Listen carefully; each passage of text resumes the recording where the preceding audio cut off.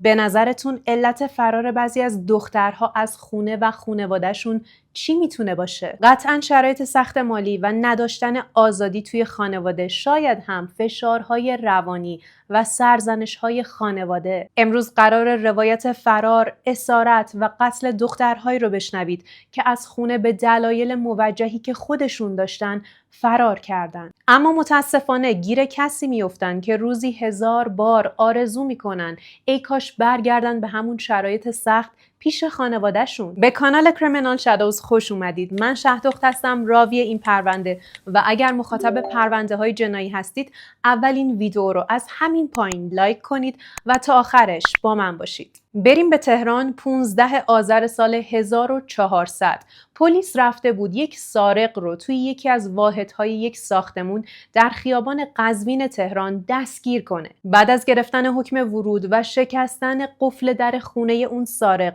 وقتی پلیس وارد اون خونه میشه با صحنه عجیبی مواجه میشه. یک صحنه جرم کامل که توش جدا از به هم ریختگی و کثیفی خونه، یک جسد و آثار شکنجه 2 نفر که به اسارت گرفته شده بودن دیده میشد. پلیس متوجه دختر جوونی میشه که وسط سالن این خونه 50 متری در حالی که دست و پاش بسته شده کف سالن افتاده و کاملا برهنه است. دختر جوون دیگه رو هم توی کمد دیواری این خونه پیدا میکنن در حالی که اون هم لخت مادرزاده. چیزی که توجه پلیس رو خیلی جلب کرده بود آشفتگی خونه و بوی تعفن شدیدی بود که توی فضای خونه پیچیده بود و تنفس رو برای نیروهای پلیس سخت کرده بود و این بوی تعفن به شدت برای پلیس آشنا بود و خوب میدونستن که این بو عادی نیست. برای همین تمام اتاقهای این خونه رو شروع میکنن به گشتن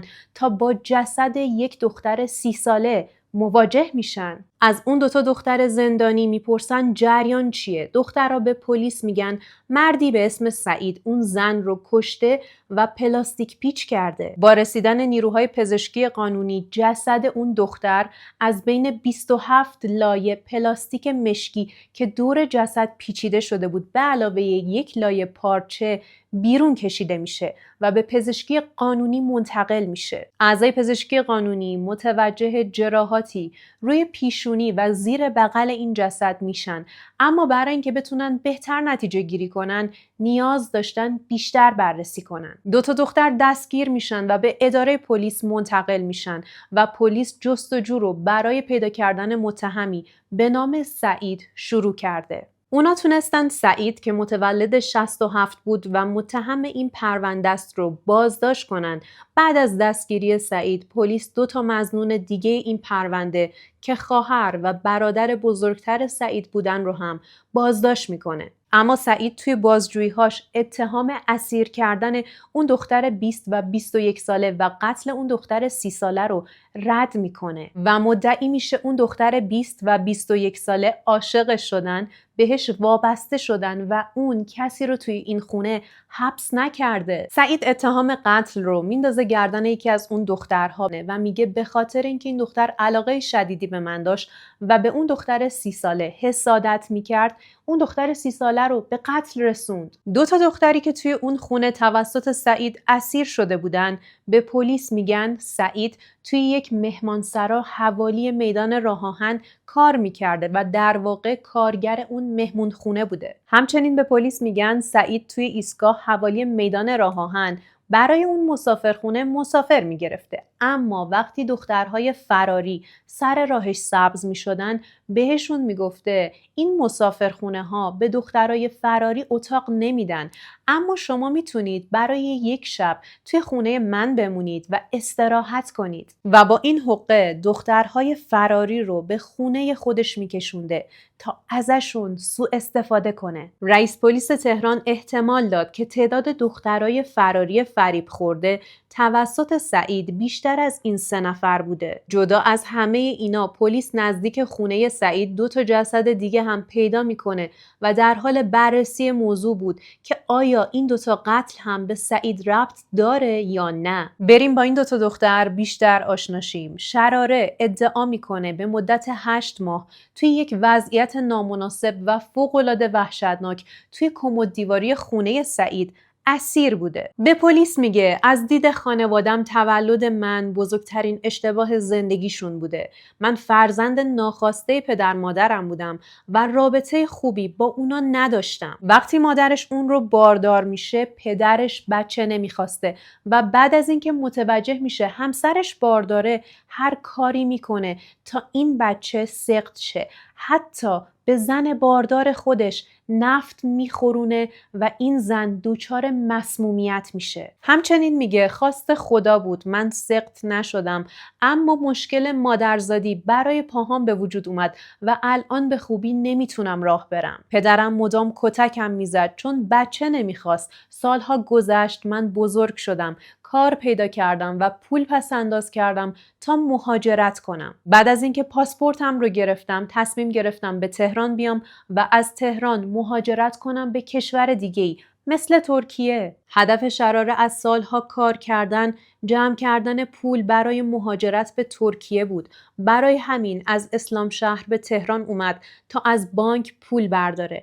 اما توی یک موقعیت نامناسب بود و بانک ها تعطیل بودن. اون شب چون پولی نداشت مجبور بود توی تهران بمونه و از شانس بدش توی میدون راه آهن با سعید آشنا میشه. وقتی سعید متوجه میشه این دختر نه پولی داره نه جایی برای موندن داره، بهش پیشنهاد میده که امشب رو توی خونه اون بگذرونه و خودش رو پلیس معرفی میکنه. به خونه سعید میره و شب رو اونجا میگذرونه، اما قرار بود روز بعدش بره بانک پولش رو بگیره و زمینی به ترکیه مهاجرت کنه. اما روز بعدش متوجه میشه در خونه قفله و نمیتونه از خونه خارج شه و بعد به مدت 8 ماه سعید اون رو توی کمد دیواری خونه اسیر میکنه، در حالی که روزی فقط یک وعده بهش غذا میداده و خیلی از وقتها بهش اجازه دستشویی رفتن هم نمیداده و این دختر مجبور بوده اگر نیاز به دستشویی داره همونجا کارش رو انجام بده. همچنین شراره میگه به شیشه اعتیاد داره و توی این مدت سعید مواد مورد نیازش رو تامین کرده. فتانه قربانی دوم این خونه که ادعا میکنه رکورددار اسارت توی این خونه است و سعید اون رو به مدت 3 سال توی وضعیت فوق‌العاده وحشتناکی توی این خونه اسیر کرده. فتانه همین الانم که پیش پلیس به شدت از سعید میترسه و دلهره داره که بعد از آزادی سعید یه آدرسی ازش پیدا کنه و بره سراغش و اونو به قتل برسونه. فتانه میگه این مرد فوق‌العاده وحشی و عصبی بود و هممون ازش میترسیدیم. حتی فکر میکنم بعضی وقتا شاید خانواده‌ش هم ازش میترسیدن. همچنین این دختر به پلیس میگه اگر روزی قرار من رو آزاد کنید نمیخوام برگردم پیش پدرم. منو تحویل بهزیستی بدید، اما حاضر نیستم با خانوادم دوباره زندگی کنم. فتانه هم مثل شراره رابطه خوبی با خانوادش نداشته و به پلیس میگه پدرم برای تامین مواد مخدرش وادارم میکرد که براش کار کنم. برای همین از خونه فرار کرده و توی میدون راه آهن با سعید مواجه شده و سعید از سر دلسوزی به عنوان نیروی پلیس بهش پیشنهاد داده که به خونه اون بره چون میدونسته این دختر نه پولی داره نه جایی برای شب موندن. فتانه هم فردای اون روز اسارتش شروع میشه و هر وقت سعید عصبی بوده اونا رو کتک میزده و در رو روشون قفل میکرده. حتی همسایه ها با سعید مشکل داشتن چون مدام از خونش صدای دعوا و بحث میومده. فتانه به این موضوع اشاره کرده که سعید ازش یک فیلم سیاه گرفته و تهدیدش کرده که اگر قصد فرار کردن داشته باشی این فیلم رو پخش میکنم تا بیچاره شی. توی این فیلم ها جدا از این که دخترها برهنه بودن، سعید ازشون خواسته بود که به شخصیت های مهم جمهوری اسلامی و دین اسلام توهین کنن تا اگر فرار کردن خیالش راحت باشه که با پخش کردن این فیلم ها این دخترها جون سالم به در نمیبرن و دستگیر میشن و حکم اعدام میگیرن. در واقع به واسطه این فیلم ها دخترها رو تهدید میکرد تا بهش اجازه بدن هر کاری که دلش میخواد با این دخترها بکنه. همچنین سعید مدام به این 2 دختر تجاوز میکرد و از روابطش فیلم گرفته بود تا اگر خدایی نکرده فکر فرار به سرشون زد با پخش کردن این فیلم ها آبرو برای این دخترها نذاره. فتانه در مورد قتل اون دختر 30 ساله توسط سعید به پلیس میگه یه روز صدای دعوای سعید با یک دختری رو شنیدم. اون دختر مدام کمک میخواست و کاری از دست ما بر نمی اومد. این دختر تازه وارد بود و حدوداً 1 ماهی میشد که به این خونه اومده بود. این دختر 30 ساله بعد از 1 ماه اسارت توی این خونه وحشتناک تصمیم گرفته بود فرار کنه. اما از شانس بدش سعید متوجه میشه و مانع فرارش میشه. برای همین با هم بحث میکنن و صدای این جنگ و دعواهاشون به گوش اون 2 دختر هم میرسه. فتانه میگه من هیچ وقت اون دختر رو از نزدیک ندیدم. هر بار سعید میخواست اون دختر رو به اتاقی که من توش اسیر بودم منتقل کنه، قبلش من رو میبرد توی دستشویی یا حمام و بعد اون دختر رو به اون اتاق می آورد یا گاهی اوقات یک پارچه، یک پتو یا ملافه روی سر من مینداخت تا من اون دختر رو نبینم. همچنین میگه من جسد اون دختر رو بعد از اینکه سعید اون رو به قتل رسوند توی حمام خونه برای اولین بار دیدم و به مدت 4 روز این جسد توی حمام بود و هیچکس جابجاش نمی‌کرد. برای اینکه بوی تعفن جسد توی ساختمون نپیچه، سعید مدام عود روشن می‌کرد و هر بار یک لایه پلاستیک مشکی دور جسد میپیچید تا بوی تعفن این جسد بیرون نیاد. دخترها هیچ انگیزه‌ای برای فرار نداشتن چون میدونستن اگر اون فیلم‌ها دست مقامات بیفته قطعاً حکمشون اعدامه. خونه وحشت ته کوچه بنبست توی خیابون خرمشهر بین خیابون کمیل و قزوین بود. محله‌ای که به ظاهر ساکت و آرومه و هیچکس خبر نداشت چه جنایت بزرگی توی این خونه در حال وقوعه. همسایه‌ها گفتن مدام از خونه سعید صدای درگیری می اومد. فحاشی و نفرین و ناله و عملاً آرامش رو از همسایه‌ها گرفته بود، اما کسی باورش نمیشد که سعید بتونه دست به قتل کسی بزنه. این سر و صداها توی شب بیشتر هم میشد و همه همسایه‌ها میدونستن که توی این واحد سعید به همراه خواهرش و برادر بزرگترشون ساکنن، اما اخیراً با برادر بزرگشون به مشکل خوردن و اون رو از خونه بیرون کردن. چند سال قبل مادر سعید فوت میکنه و پدرشون بعد از فوت همسرش بچه‌ها رو رها میکنه و میره دنبال زندگی خودش. رفت آمدهای خونه سعید به شدت زیاد بود و این رفت آمدهای زیاد باعث شده بود که همسایه‌ها فکر کنن به غیر از سعید و مریم خواهرش کسای دیگه‌ای هم توی این خونه ساکنن و همه اینا به خاطر این بود که مدام سر و صداهای عجیبی از توی این واحد به گوششون میخورد. یکی از همسایه‌ها میگه یه بار صدای یک مادر و بچه کوچیکش رو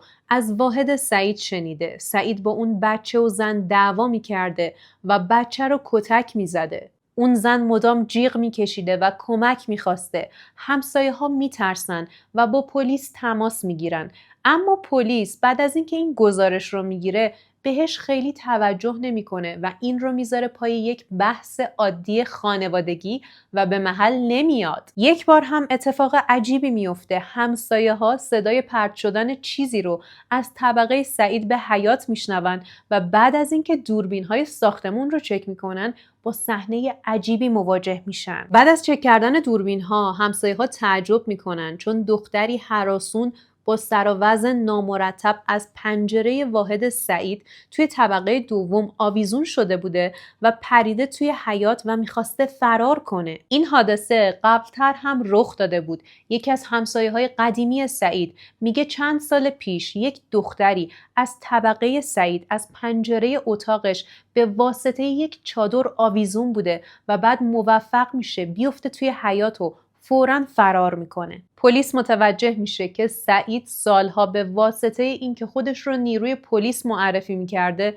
اعتماد دخترهای فراری رو جلب میکرده چون میدونسته هیچ جا به این دخترها اتاق نمیدن، اسکان نمیدن و به راحتی میتونه اونا رو گول بزنه، بیاره خونش، ازشون سوء استفاده کنه و بعد هم به اسارت بگیره. سعید بعد از بازداشتش به هیچ عنوان علت این که چرا اون خونه رو تبدیل کرده بود به زندان و خونه وحشت و دخترها رو اونجا اسیر میکرد توضیح نمیده و گاهی وقتا قتل رو گردن میگرفت، گاهی وقتا هم انکار میکرد. در ادامه هویت دو جسدی که پلیس نزدیک خونش پیدا کرده بود هم مشخص نمیشه، اما هر دو دخترهای کم سن بودن. توی بازرسی خونه سعید که به خونه وحشت معروفه، پلیس چندین کارت شناسایی پیدا کرد که یکی از کارت‌ها متعلق به دختری بود که هنوز اون دختر پیدا نشده و احتمال اینکه یکی از قربانی‌های سعید بوده باشه زیاده. سعید به پزشکی قانونی معرفی میشه تا سلامت روانش بررسی شه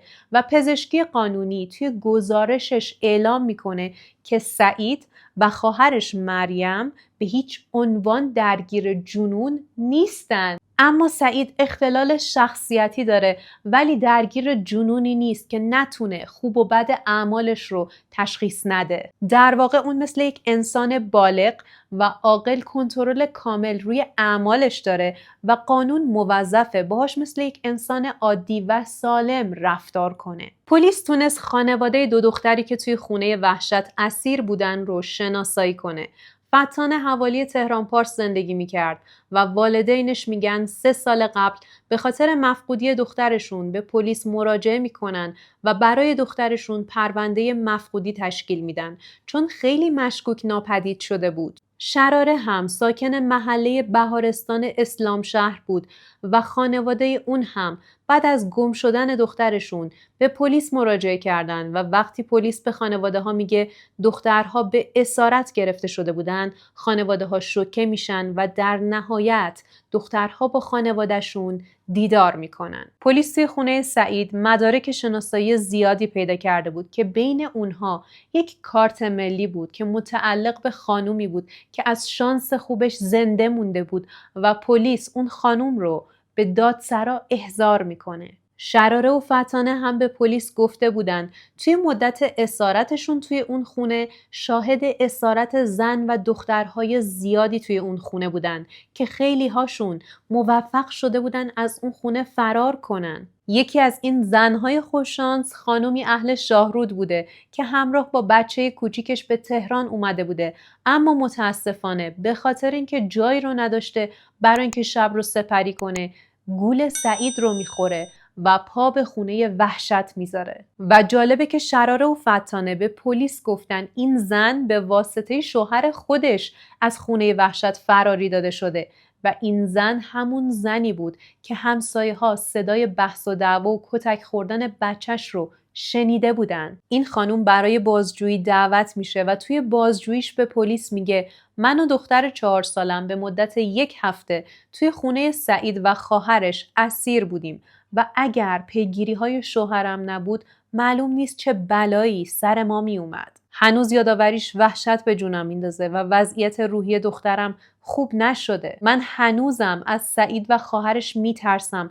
و جرئت نکردم این ماجرا رو برای کسی از اعضای خانوادم تعریف کنم. به پلیس میگه علت اومدن من و دخترم به تهران دیدن یکی از دوستانم بود، در صورتی که شراره و فتانه به پلیس گفته بودن این خانوم توی شاهرود با همسرش مشکل داشته و به خاطر اینکه با شوهرش اختلاف داشته دست بچه رو گرفته و اومده تهران. اما این خانوم این موضوع رو تکذیب میکنه و میگه من فقط برای دیدن دوستم به تهران اومدم ولی چون شوهرم اجازه نمیداد تنهایی سفر کنم بیخبر از شوهرم به تهران اومدم. همچنین به پلیس میگه وقتی به تهران رسیدم با اون دوستم تماس گرفتم اما تلفنش رو جواب نمیداد، برای همین آواره شده بودم توی تهران، جایی رو نداشتم که برم.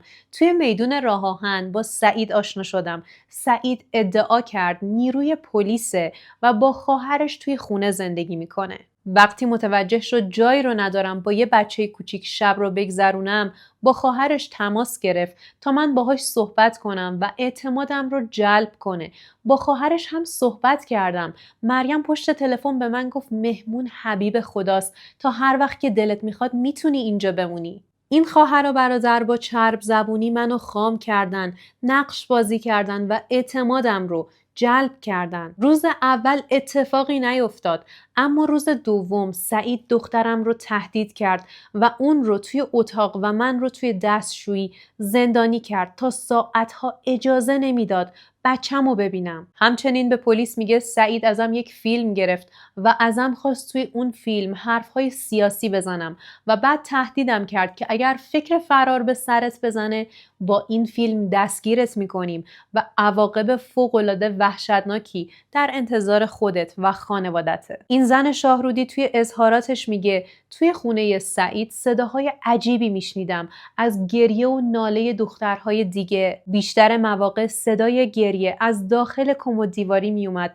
و کلید کمد دیواری فقط دست سعید بود، اما خواهرش مریم کاملا در جریان بود که سعید چی داخل کمد قایم کرده. یه روز وقتی این خواهر و برادر مشغول صحبت بودن، از لابلای حرفهاشون متوجه شدم جای کلید کمد کجاست و وقتی خونه نبودن سراغ کلید رفتم. از سر کنجکاوی کلید رو برداشتم، رفتم سراغ کمد دیواری و در کمد دیواری رو باز کردم. خیلی وحشت کردم چون داخل کمد یک دختر برهنه لاغر بود که انگار اسیرش کردن. از ترسم فوراً در کمد رو بستم، در رو قفل کردم و بعد کلید رو گذاشتم سر جاش. این زن میگه از روزی که به خونه سعید و خواهرش پا گذاشته تمام وسایل شخصیش رو این دو نفر ازش گرفتن و خواهر سعید مریم تمام خریدهاش رو به واسطه آبربانک این زن انجام میداده. پیام‌های برداشت از حساب بانکی این زن برای گوشی همسرش میرفت و همسر این زن گزارش گم شدن زن و بچهش رو به پلیس داده بود و با کمک این پیام‌ها که به خط همسرش رفته بود پلیس متوجه شد تمام تراکنش‌ها از یک سوپرمارکت در تهران انجام شده، اون هم در حوالی خونه سعید. همسر این زن به تهران میاد، اون سوپرمارکت و خونه سعید رو پیدا میکنه و با مأمور میره در خونه سعید، اما از شانس بدش سعید خونه نبوده و فقط مریم خونه بوده. بعد از باز شدن در، اون مرد فکر میکنه که مریم همون دوستیه که زن و بچهش برای دیدن اون به تهران اومدن و اینجوری میشه که اون زن و بچه از خونه وحشت نجات پیدا میکنن. اما نکته عجیبش اینجاست که چطور پلیس پیگیر این اتفاق نشده. یکی از معماهای پرونده هویت و نحوه قتل مقتول 30 ساله‌ایه که جسدش توی خونه پیدا شده که به خاطر تجزیه و فساد جسد هنوز علت مرگ و نحوه قتلش مشخص نیست. اما طبق گفته فتانه و شراره مقتول لهجه مشهدی داشته و وقتی داشته با سعید دعوا می‌کرده بین حرفهاشون متوجه میشن که این دختر از مشهد فرار کرده و به تهران اومده. متاسفانه آقا سعید یک تپه سالم باقی نذاشته و پلیس توی بررسی‌هاش متوجه میشه آقا سعید توی سال 93 یک پرونده داشته بابت اینکه باعث قتل یک دختر فراری شده و دادگاه این قتل رو شبه عمد تشخیص داده و محکومش میکنن به پرداخت دیه 220 میلیون که براش قسط‌بندی هم میکنن و باید به خانواده مقتول ماهیانه بین 500 تا 1 میلیون تومان پرداخت میکرده، اما متاسفانه با مشکلات مالی مواجه میشه و دیگه اون رو هم پرداخت نمیکنه. توی سال 93 یک دختر فراری رو با چرب زبونی میبره خونه و اون دختر قصد داشته خونه سعید رو ترک کنه که سعید باهاش درگیر میشه و حین درگیری اون دختر رو هل میده. دختر سرش با زمین برخورد میکنه و باعث میشه که فوت کنه. همین موضوع باعث میشه سعید دستگیر شه و به عنوان قاتل شناخته شه. توی اون دوره دختر دیگه هم توی اون خونه اسیر بوده و شاهد این قتل بوده که به پلیس گفته سعید از قصد این دختر رو هل داده. دادسرای جنایی هم برای سعید کیفرخواست قتل عمد صادر میکنه، اما دادگاه قتل رو شبه عمد تشخیص میده و محکوم به پرداخت دیه میشه و با آزاد شدنش باز هم به اسیر کردن و شکنجه دادن دختر فراری ها رو میاره. متاسفانه شراره به جای توجیه ترکیه سر از کمددیواری خونه سعید درآورده بود، اون هم به مدت 8 ماه، و ادعا می‌کرد سعید خودش رو به عنوان سرهنگ نیروی انتظامی معرفی کرده و الان شراره ادعا میکنه از سعید بارداره. شراره میگه از همون شب اولی که سعید با اسم مستعار میلاد فتوحی خودش رو بهم معرفی کرد، توی خونش بهم تجاوز کرد. این دختر هر شب کابوس میدید، چون سعید جسد اون دختر 30 ساله رو گذاشته بود کنار کمددیواری و بوی تعفن جسد بیشتر اون رو میترسون. سعید به شراره گفته بود اون دختر 30 ساله یعنی مقتول رو برای کار به کیش فرستاده، اما شراره خیلی خوب میدونست که سعید داره دروغ میگه، چون مدام بوی تعفن اون جسد رو استشمام میکرد و در واقع قبلا هم جسد اون دختر رو توی حمام دیده بود. بازپرس جنایی پرونده بعد از شنیدن ادعای بارداری از طرف شراره دستور میده شراره به پزشکی قانونی منتقل شه برای انجام آزمایش‌های لازم تا اگر باردار باشه دستور سقط جنین رو صادر کنه. اگر یادتون باشه پلیس مدارک زیادی توی خونه سعید پیدا کرده بود که دنبال اون افراد میگشت تا بتونه باهاشون صحبت کنه تا اطلاعات بیشتری نسبت به خونه وحشت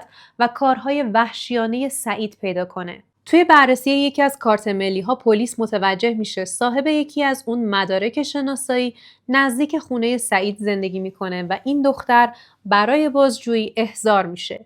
توی بازجویی به پلیس میگه 6 ماه قبل برای خرید از خونه بیرون میاد و کارت ملیش رو گم میکنه و احتمالاً سعید اون مدرک رو پیدا کرده و برداشته. سعید در مورد اون مدارک شناسایی که پلیس توی خونش پیدا کرده به پلیس میگه خانم‌های زیادی به مسافرخونه می اومدن برای اینکه اتاق بگیرن و اکثرشون زنهای معتاد بودن که کارت ملی یا مدارکشون رو پیش من گرو میذاشتن تا من براشون مواد تهیه کنم و بعد از اینکه پول موادشون رو بهم پرداخت کردن من مدارک رو بهشون برمیگردوندم. اما زیاد پیش می اومد که این افراد مسافرخونه رو ترک کنن و یادشون بره مدارکشون رو تحویل بگیرن. برای همین من مدارکشون رو با خودم می بردم خونه. پدر شراره و فتانه توی دادسرا حاضر میشن و در مورد فرار دختراشون توضیح میدن. پدر شراره همون دختری که 8 ماه توی کمد زندانی بود میگه من و همسرم از هم جدا شدیم و دخترم بعد از طلاق ما با مادر بزرگش و من زندگی میکرد. میگه به عنوان یک پدر در تلاش بودم که تمام خواسته های دخترم رو برآورده کنم و از محبت و توجه هیچ چیزی براش کم نمیذاشتم. اما دخترم اخلاق عجیبی داشت. مدام دلش میخواست از خونه بره بیرون و با دوستاش وقت بگذرونه و از خونه فراری بود. دقیقاً در همین مواقع باید فکر کنی چرا فراریه. دخترم دوستای خوبی نداشت و به گوشم رسیده بود که دوستاش معتادن و بعد از اینکه این رو متوجه شدم دیگه بهش اجازه ندادم تنهایی از در خونه بیرون بره. حتی وقتی سر کار میرفتم به مادرم میسپردم در خونه رو قفل کنه تا این دختر هوای بیرون رفتن به سرش نزنه. اما از بدشانسی یه روز مادرم توی خونه آش نظری میپخت و در خونه باز بود و همسایه ها رفت آمد داشتن. شراره هم از این فرصت استفاده کرد و خونه رو ترک کرد. بعد از شنیدن این خبر شوکه میشه و همه جا رو دنبالش میگرده. این پدر کارمند دانشگاه بود و برای اینکه بتونه هر روز دنبال دخترش بگرده میره و از محل کارش تقاضای مرخصی بدون حقوق 2 ساله میکنه، اما با این مرخصی موافقت نمیشه. ولی همچنان روی تصمیمی که گرفته بود پافشاری میکنه و سر کار نمیره تا زمانی که خود دانشگاه این مرد رو اخراج میکنه. توی شهر هر جایی که احتمال میداد بتونه ردی از شراره پیدا کنه رو میگشت، از محله مولوی و هرندی تا پاتوق دختر فراری ها و معتادا. اینقدر به این مناطق سر میزد که دیگه همه میشناختنش و براش دلسوزی میکردن. اما الان بعد از 3 سال تازه فهمیده بود دخترش تمام این مدت توی خونه وحشت اسیر شکارچی دختر فراری ها بوده. شراره میگه بعد از فرارش فقط با دوستهاش در ارتباط بوده و دقیقاً دوستهاش اون رو معتاد میکنن و وقتی به تهران میاد نمیدونسته که کجا میخواد بره یا میخواد دقیقاً چی کار کنه. برای همین شبا میرفته تو پاتوق خلافکارها یا توی گرم خونه ها میخوابیده و متاسفانه اونجا با سعید آشنا میشه و سعید وقتی میبینه شراره خماره بهش پیشنهاد میده به خونه اون بره و به عنوان یک نیروی پلیس کمکش میکنه تا بتونه مواد رو ترک کنه. اما متاسفانه نه تنها ترک نمیکنه بلکه زندانی هم میشه. شراره میگه وقتی توی اون خونه اسیر بوده دخترها و زنهای زیادی به اون خونه رفت آمد داشتن و سعید در مقابل این رفت آمدها به شراره و بقیه دخترها میگفته اینا متهمهای من هستن، من اونا رو میارم خونه بازجوییشون میکنم. مردک دقیقاً چی تو خودش دیده، چه توهمی زده، فکر میکرده پلیسه و اینا متهماشن، داره بازجوییشون میکنه و بعد هم تصمیم میگرفته و اعمال قانون میکرده. خاک بر سر. شراره میگه چند ماه قبل از ورود پلیس به خونه وحشت دختری رو آورده بود که هستی صداش میزد. بعد متوجه شدم هستی با ملافه یه طناب درست کرده و پنجره رو شکسته و فرار کرده. هستی همون دختری بود که همسایه ها فیلمش رو دیده بودن و متوجه پرت شدنش از پنجره اتاق سعید شده بودن. همچنین میگه زن دیگه هم به این خونه اومد که مدام در حال اعتراض کردن و دعوا کردن بود که در نهایت خواهر سعید مریم وقتی متوجه میشه این زن انقدر سر و صدا میکنه و حاشیه داره در رو براش باز میکنه و اون رو فراری میده. دخترایی که توی اون خونه اسیر بودن میگفتن قتل اون دختر 30 ساله کار سعید و خواهرش بوده، اما سعید به هیچ عنوان این ادعاها رو قبول نمیکرد. مریم خواهر سعید به پلیس میگه اون دختر 30 ساله حدوداً 3 هفته بود که به این خونه اومده بود و مدام با سعید دعوا میکرد و توی یکی از این دعواها وقتی بحثشون بالا میگیره و سر و صدای دختر بلند میشه، برادرش ازش خواسته یک وسیله‌ای بهش بده تا بتونه به واسطه اون وسیله این دختر رو تهدید کنه و صداشو بندازه. مریم میگه تنها چیزی که نزدیک دستم بود یه پیچ گوشتی بود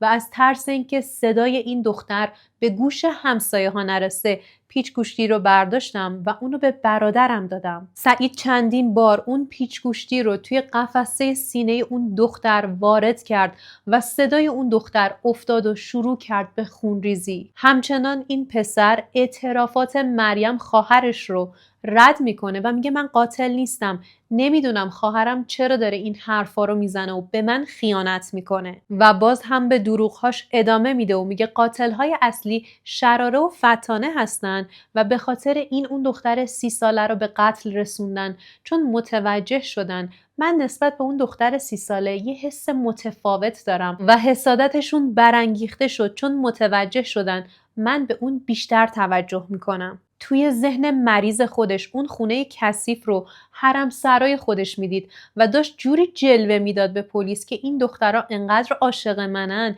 که سر من با هم دعوا کردن، یکیشون زده اون یکی رو کشته و از اونجایی که میدونن من سابقه قتل غیر عمد داشتم دارن تلاش میکنن قتل خودشون رو بندازن گردن من. با وجود اینکه همه دخترها و زنهایی که اسیر سعید شده بودن ادعا میکردن سعید ازشون کلی فیلم و عکس گرفته، پلیس نتونست هیچ فیلمی توی گوشی و وسایل سعید پیدا کنه. احتمال میدادن سعید فیلم ها رو جداگانه توی محل خاصی پنهان کرده تا دست پلیس نیفته. نکته مهم پرونده اینجا بود که همه قربانی های سعید ادعا میکردن سعید به واسطه یک گوشی طلایی رنگ ازشون فیلم و عکس گرفته. وقتی پلیس سعید رو دستگیر میکنه چنین گوشی همراهش نبوده و گوشیش یک گوشی کاملا ساده بوده که حتی دوربینم نداشته و این یعنی سعید برای گرفتن اون فیلم ها یک گوشی مخصوص داشته که همچنان پلیس موفق نشده پیداش کنه. این پسر بعدها توی اعترافاتش میگه که اون دختر 30 ساله رو دوست داشته و اون دختر 30 ساله مبتلا به بیماری MS بوده و میگه شراره و فتانه اون دختر 30 ساله رو کتک زدن و بعد هم خفش کردن و هیچ پیچ گوشتی در کار نبوده. ادعا میکنه که اون دختر 30 ساله دوست شراره و فتانه بوده و خود اون 2 نفر شماره این دختر 30 ساله رو به سعید دادن و بهش گفتن زنگ بزن به دوستمون، اونم بیاد اینجا دور هم خوش بگذرونیم. سعید کلاً در تلاش بود که به همه بفهمونه اون دخترها به میل خودشون اونجا اومدن و هیچ اجباری برای موندنشون نبوده و اون دخترها اصلاً گروگان نبودن و آزادانه زندگی میکردن. حتی میگه 2 بار با یکی از دخترها برای خرید مواد از خونه خارج شدن و ادعا میکنه اگر این دختر اسیر من بوده و من این رو توی خونه زندانی کرده بودم، وقتی از خونه آوردمش بیرون باید فرار کنه. چرا پس فرار نکرده؟ پس اسیر نبوده. پلیس ازش میپرسه چرا جسد اون دختر رو به مدت 4 ماه توی خونه مخفی کردی؟ سعید بهشون جواب میده چون از دستگیر شدن میترسیدم. من سابقه دار بودم و پرونده قتل داشتم. حتی دخترهایی که توی خونه من زندگی میکردن مانع من شدن که به پلیس خبر ندم. مریم متهم شده بود به معاونت در قتل و مشارکت در حبس غیرقانونی. پزشکی قانونی با بررسی جسد مینا، اون دختر 30 ساله، گزارش میکنه که هیچ اثری از ضربه با پیچ‌گوشتی روی بدن مقتول دیده نشده. در صورتی که وقتی جسد کشف شد گفتن زخم‌های زیادی داره. همینجا بود که مریم و شراره و فتانه داستانشون رو کلاً عوض کردن. مریم گفت برادرم به جون اون دختر 30 ساله یعنی مینا افتاد و انقدر اون رو کتک زد تا اون دختر مرد و داستان پیچ‌گوشتی رو من از خودم درآوردم و کاملاً دروغ بود. شراره و فتانه هم ادعا کردند که از لای در شاهد قتل اون دختر بودن و این صحنه رو دیدن که سعید به قفسه سینه اون دختر لگد زده. در نهایت بعد از تحقیقات پلیس این 2 دختر آزاد میشن. یکیشون برمیگرده پیش خانواده و دومیشون به بهزیستی منتقل میشه چون دلش نمیخواسته با خانواده زندگی کنه. هویت و چهره مینا قابل شناسایی نبود چون 4 ماه از تجزیه جسد میگذشت، اما توی بررسی خونه سعید یک شماره تماس پیدا میشه که متعلق به مشهد بوده. از اونجایی که شراره و فتانه ادعا کرده بودن اون دختر 30 ساله لهجه مشهدی داشته، پلیس این رو ربط میده به خانواده اون دختر و با این شماره تماس میگیره و متوجه میشه بله این شماره متعلق به یک خانم ساکن شهر مشهده و از قضا دختر این خانم هم مفقود شده بود. اسم این دختر محبوبه بود و متولد سال 68 بود. از اردیبهشت ماه خونه رو ترک کرده بود و بعد از اینکه به تهران رسیده بود 1 بار با مادرش تماس گرفته بود و بهش گفته بود خیالت راحت باشه من تهرانم، توی خونه یک پلیس ساکن شدم، مرد مطمئنیه، اگر میخوای میتونی خودت باهاش صحبت کنی. و این زن تلفنی با سعید که یک پلیس تقلبی بوده صحبت میکنه و سعید بهش اطمینان میده که جای دخترت امنه. من توی یک مسافرخونه کار میکنم و دخترت هم توی خونه با خواهر منه. اون زن ادامه میده و میگه اون پسر جوون بهم گفت توی مسافرخونه کار میکنه و دخترش توی خونش زندگی خوبی داره و حالش خوبه. متاسفانه این اولین و آخرین تماس این دختر بعد از فرار کردنش از خونه بوده. پلیس از اون خانم و جسدی که پیدا کرده بودن آزمایش DNA میگیره که در نهایت تست DNA مثبت میشه و محبوبه همون مینا بود. 3 بار دادگاه برگزار شد. توی دادگاه اول و دوم سعید به اتهام تجاوز به اعدام محکوم شد، اما رأی توی دیوان عالی نقض شد. پرونده برای کاملتر شدن به دادگاه برگشت. بالاخره توی دادگاه سوم جدا از اتهام قتل سعید رو به جرم تجاوز به عنف به 3 مرتبه اعدام محکوم کردند. این بار حکم دادگاه رو دیوان عالی تایید کرد و حکم اعدامش به شعبه اول اجرای احکام ارسال شد. مریم هم به جرم مباشرت در قتل و اعمال مجرمانه و معاونت در مخفی کردن جسد محکوم به 30 سال حبس شد. متاسفانه اون گوشی طلایی رنگ هیچ وقت پیدا نشد و هویت اون 2 جسد که حوالی خونه سعید کشف شده بود تا همین لحظه مشخص نیست. پلیس موفق شد با همه کسایی که مدارک شناساییشون توی خونه سعید پیدا شده بود صحبت کنه. بجز 4 نفر و هنوز مشخص نیست این 4 نفر دقیقاً کجان. آیا زندن یا خدای نکرده فوت شدن. برای همین دیوان عالی کشور دستور داد عکس این مجرم به صورت کامل منتشر شه تا اگر اون 4 نفر عکس این فرد رو دیدن و قبلا جزو قربانی‌هاش بودن به پلیس مراجعه کنن، از این فرد شکایت کنن و اطلاعات بیشتری در رابطه با سعید و اون خونه وحشت به پلیس ارائه کنن. در اینکه سعید بیمار بوده و از زجر دادن و تجاوز به دیگران لذت می‌برده شکی نیست، اما همه اینها ریشه در کودکی و گذشتش داشته. یه شایعه هست که میگه سعید قبلا عاشق یک دختر بوده و قصد داشته باهاش ازدواج کنه، اما متاسفانه به خاطر شرایط بد خانوادگی خودش موفق نمیشه با این دختر ازدواج کنه و خانواده این دختر سعید رو رد میکنن و همین رد شدن از جانب یک دختر باعث میشه یک عقده نهفته درونش شکل بگیره و تصمیم بگیره از دخترهای بیگناه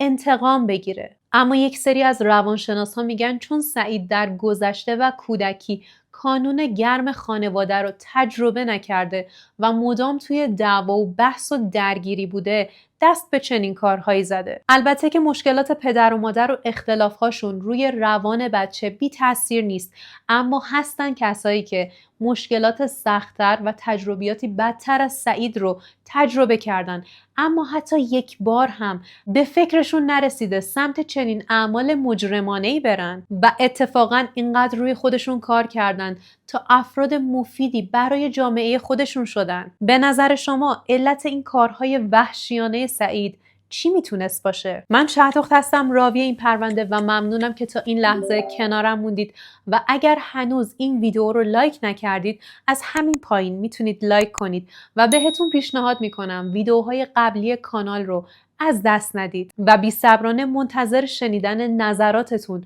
توی کامنت ها هستم و مرسی.